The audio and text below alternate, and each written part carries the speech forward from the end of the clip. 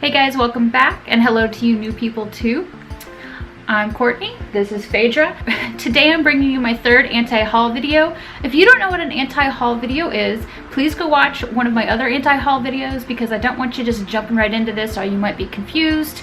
I'm not trying to bash any brands, I am trying to promote smart consumerism. So for me personally, that means thinking about my purchases and making sure that I'm adding something cool or unique to my collection as opposed to just buying something because it's like the next big thing and it's really hyped up. I prefer this to impulse buying because anytime I've impulse bought something, like probably half the time when I impulse buy things, I end up regretting it and it sucks and I don't like wasting money. If you like something in this video and it's a good fit for you, you should absolutely buy it. Just because I don't like it doesn't mean it's a bad product, it just means it's not a good fit for me. First up, we have the BH Cosmetics Bronze Paradise palette. Now sure, this palette is typically on sale for $10. If it's not on sale, it's $22. So that makes it a great deal on the surface. However, it's a warm neutral palette with a single pop of color. So that means if you have a palette like the Urban Decay Naked 1 or the Urban Decay Naked 2, you probably already have all of these colors. I know I don't need a palette like this just for one single pop of color because I can just go out and buy an eyeshadow single for that pop of color. If you're looking at this palette, you should definitely shop your stash, see if you have similar shades, and if you don't, sure, go for it. But I know for me personally, I have a ton of similar shades, so I'm just gonna skip it. Next up is the Hourglass Vanish Seamless Foundation Stick. Oh my god, I had to talk about this product because one, there's a foundation stick that might actually work for me when I was looking at the Hourglass foundation lineup. But then I read closely and looked at how much product you're getting for the price.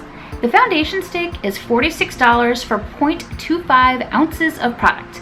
That is 1/4 the size of a normal liquid foundation. That is ridiculously expensive. To put it in perspective for you, for $180 you could buy 1 ounce worth of product. So that's a lot of money for a teeny tiny amount of foundation. And sure, maybe a lot of it goes a long way, but that is a very high price point. So I did shop around to see what else you could buy if you wanted a stick foundation that was not crazy priced. And Anastasia Beverly Hills released their own foundation sticks. If you're from N10 to maybe say, I think N50 or 60, because it looked like they had a lot of deeper shades too, you can probably find a match in the Anastasia. The Anastasia foundation sticks are vegan, they're $25, 3 ounces of product. So you're getting more product for almost half the price of the Hourglass, which I think is a good deal. However, if you're pale like me, you probably won't find a match in the Anastasia line either. I was going around looking for a foundation stick, and what I found is that there's a brand called Hot Makeup. And so I bought what I believe is their palest foundation shade. The shade is called NP30, and I will be wear testing this in one of my pale foundation videos so you can see how it works or doesn't work for my pale skin. Oh, and did I mention that the Hot Makeup foundation stick is $29 for 0.52 ounces of product? Yes, you heard right. That's more than twice the amount of product as the Hourglass stick. So pretty good deal if it works well. Next we have the Tarte Fresh palette. Another day, another collaboration with Tarte, this time from a YouTuber I've never heard of. Guess what? You'll never guess.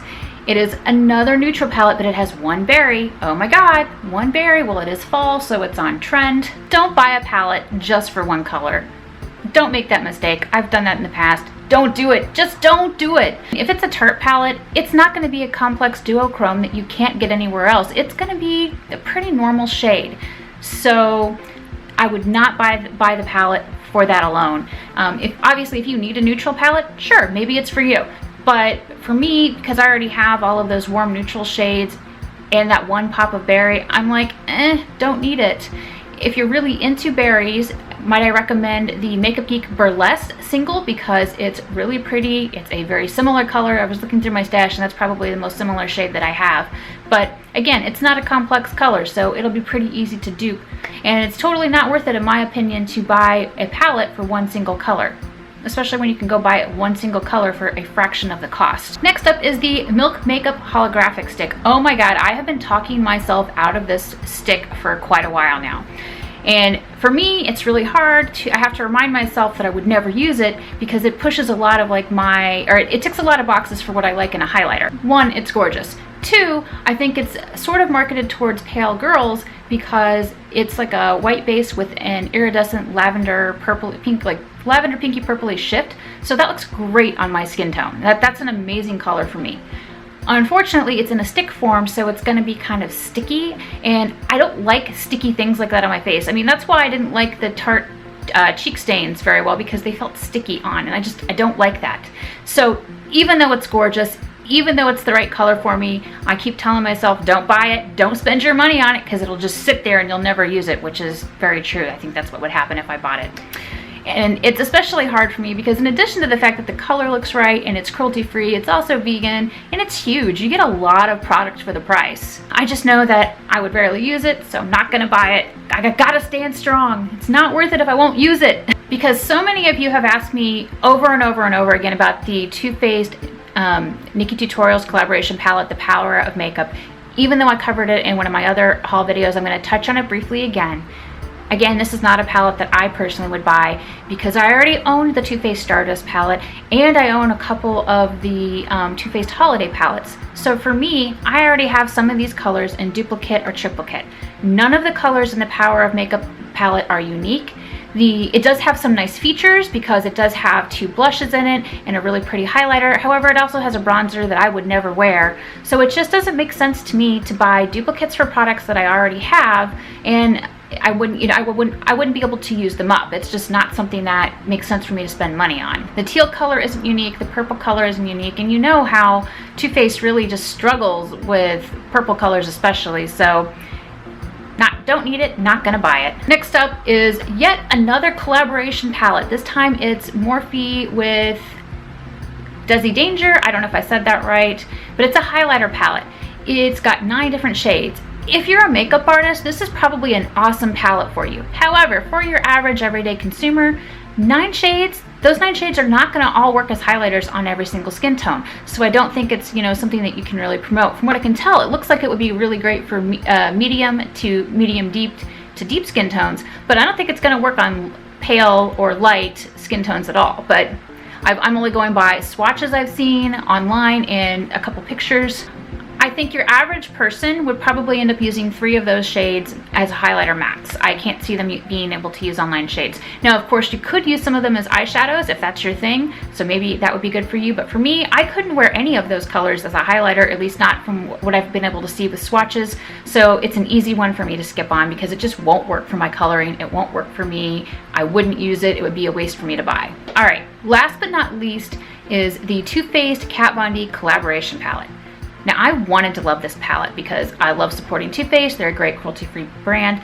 I love Kat Von D. Kat Von D is making a push to make all of her products vegan. I think that is amazing. It is great to see a celebrity who has the power, who's actually doing something good for animals. So I applaud her wholeheartedly for that. However, when I look at this palette, I already own all of the colors. It's very similar to some previous Too Faced palettes. I think there was the Good Girl, Bad Girl palette from 2007. It's similar to the Naughty or Nice palette from 2008. If you are somebody who's already a Too Faced fan, you probably have a lot of the shades from the Too Faced side already in your collection because it's like golds and orangey golds and browns. You probably already own those. In the Kat Von D side, I own all of the colors because it's grays and red and black. I own those. I own a lot of those because those are actually colors I find flattering on me. So when I saw the palette and I was like, oh, I love the 2 of them. I think it'd be cool to buy that palette, but I already own it all, so I don't need it. And yes, I have a larger than average makeup collection, but those are all staple neutral colors. There's nothing new going on there. There's no duochromes, there's not a new formula. So to me, it just doesn't make sense to buy it. Also, I'm not a fan of the palette design with the way it's split. I just find that impractical. It would have been better to put into one of the 10 bars or something, but that's just my personal opinion. Anyway, I hope that you enjoy this 3rd anti-haul video. I hope that this, was something you found amusing, and I hope it helps you to make more critical purchases so you can save your money to buy things that you will really love rather than just riding the hype train and ending up with dupes of stuff you already own.